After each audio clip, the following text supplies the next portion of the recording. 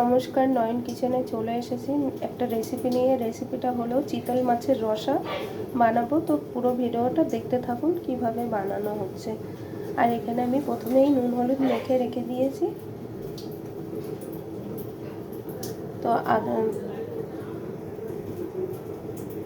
তো চিতল মাছের রসাটা বানানোর জন্য এখানে আমি নিয়েছি আদা, টমেটো, কাঁচা লঙ্কা আর জিরার গুঁড়ো দিয়ে একসঙ্গে আমি বেটে নেব মশলাটা। এখানে কড়াইতে সরষের তেল দিয়েছি, তেলটাও গরম হয়ে গেছে। তো আমি মাছটা ছেড়ে দিচ্ছি ভাজার জন্য।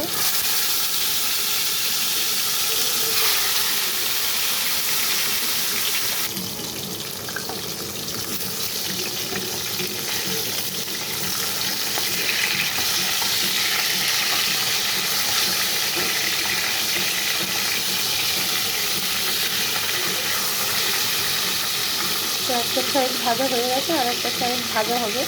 তো এটা খুব বেশি কড়া ভাজা হবে না, হালকা ভাজা হবে।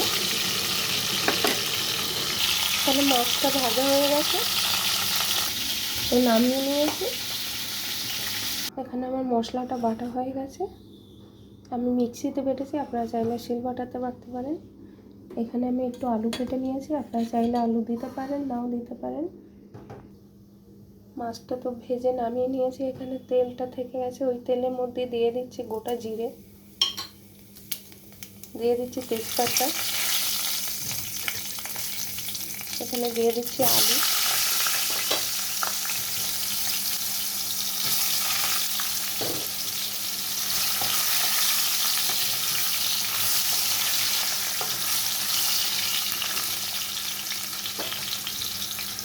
এখানে আলুটা হালকা ভেজে নিয়েছি।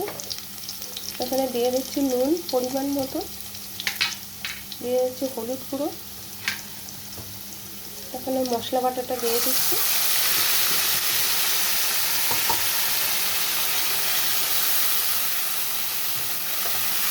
মশলাটা খুব ভালো করে কষাতে হবে যেন কাঁচা গন্ধ না ছাড়ে।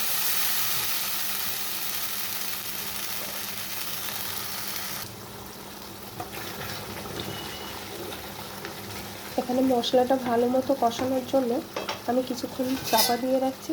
আলুটাও সিদ্ধ হয়ে যাবে, মশলাটাও কষানো হয়ে যাবে। চাপাটা নামিয়ে নিচ্ছি। তো এখানে আলুটাও সিদ্ধ হয়ে গেছে, দেখুন উপরেও তেল চলে এসেছে। একটু কষিয়ে নেব।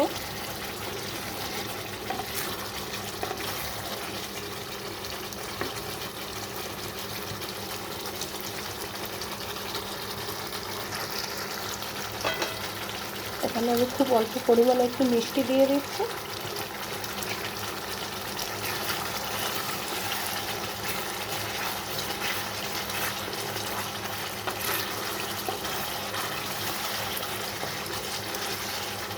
তো এখানে আমার মশলাটা কষানো হয়ে গেছে।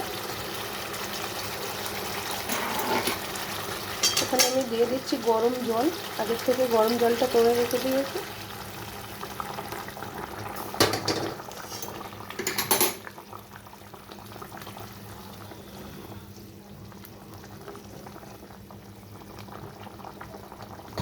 যেহেতু গরম জল দিয়েছি, তো ঝোলটা খুব ভালো মতো ফুটে গেছে। তো এখানে আমি দিয়ে দিচ্ছি মাছ।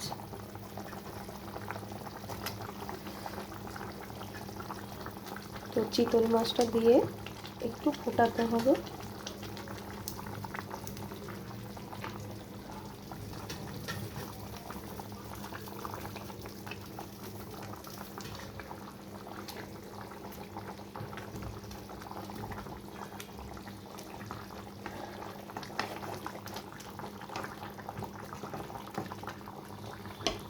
কিছুক্ষণের জন্য চাপা দিয়ে রাখছি।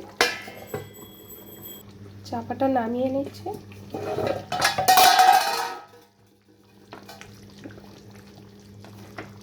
কমিয়ে রাখাতে মাছটাও ঠিকঠাক সিদ্ধ হয়ে গেছে, একদম হয়েও গেছে। নামিয়ে নেব। এখানে একটু গুঁড়ো গরম মশলা দিয়ে দিচ্ছি, বাড়িতে বানানো।